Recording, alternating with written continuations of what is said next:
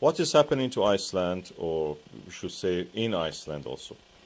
It was in the late winter 2021 that we noticed that there is a lot of seismic activity near the capital of Iceland, Reykjavik.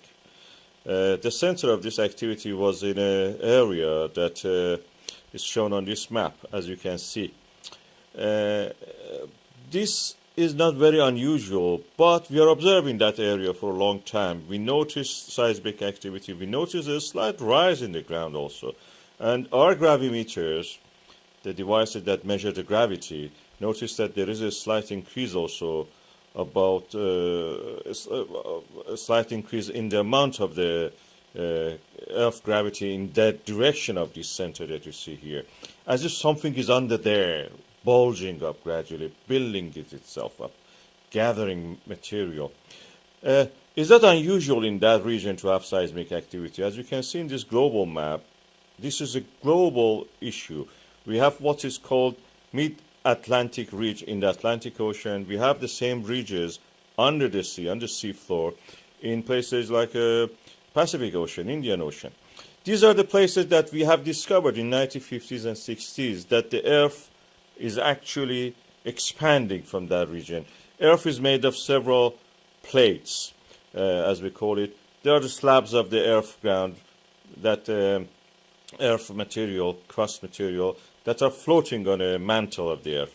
And now we know that this there is a convection cell where these cells create a motion in the these tectonic plates, as we call them, dragging them into a trench, and then they sink by their own weight into the mantle of the earth. They may come up later at some other point due to the being heated up and so at a place that we call ridge. This ridge forms because the weight of the slabs actually pulling apart that center, and the pulling apart of those parts create what we call as a mid-Atlantic ridge. So these plates are being pulled down, they sink into the ground, to the mantle, then they come up at another point where this uplifting of material is happening. They almost touch the core of the earth, these slabs, when they reach the deeper mantle.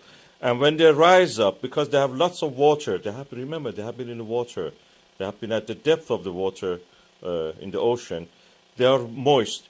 And the moisture actually creates this kind of, uplift of the material. They became able to boil or get heated up at a lower temperature. They're rising anyway. As we see, there is a hotter spots on the, maybe even deeper core has these hotter spots. We call them plume. And these plumes are actually, one of them is what is on the Iceland, as you can see here. The slab has sunk, and another point, a plume is rising from the mantle of the earth at the core and mantle boundary. These convection cells, as you can see in this image, are something real. We can actually map them. This is done by seismographs, global seismograph. You can see the pattern of this. Some of them are in the Indian Ocean, some of them are in the Pacific Ocean, some of them are actually under the continents. In the Africa especially is the biggest one of them. Africa probably is the most important tectonic plate, and more stable, and most stable than many of them, or other ones. In this other map you can see the same. These are created by measuring the speed of the travel of earthquakes inside the earth. Our seismographs are picking up these signals, and we can actually map them like that. So at the Pacific Ocean, we have this phenomenon of opening of the ridge, opening of the ocean in the middle of the ocean. We are lucky in Iceland that is happening on land practically because of this mantle plume rising there.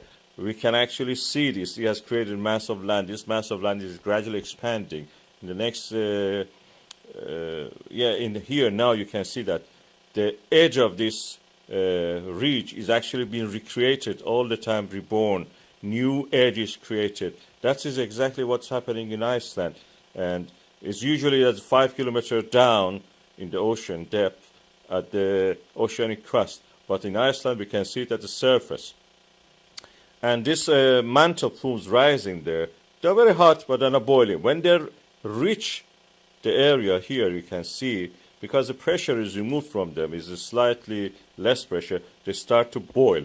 And that boiling creates a magma chamber. Magma chamber also, if it finds a way to the earth, which is in this case in the above the crust, you will see it as a kind of volcano. This volcanic activity happens all the time on the ocean bed, in the ridges, what we call expansion ridges, extended ridges. But in Iceland, this happens on land, and there are evidence that in Iceland we can actually go and see these things, the expansion ridges. We can date these ones. Every one of them has a different magnetic signature, north and south at the time of the this magmatic and lava eruption is frozen inside these rocks. When they're molten, they align themselves to the magnetic field of the earth. When they freeze, the magnetic field of that moment is preserved. In Iceland, we have this at the surface of the earth. You can see that they're expanding. On the right side, you see the Eurasian plate, with the biggest, one of the biggest tectonic plates. In the left, you can see the North American plate, and Iceland is at the boundary of this. Is the ridge there. Iceland is a place that actually the land is being created. We can say it's the core of a new continent, practically, we are seeing. Iceland will become bigger. No matter what happens in the rest of the Atlantic, Iceland is going to be bigger. The land building is happening in front of our eyes in the form of this volcanic activity, recent volcanic activity. You see how it expands, covers newer areas, adding to the land mass. And if it reach the sea, you will see that Iceland will become a little bit bigger even.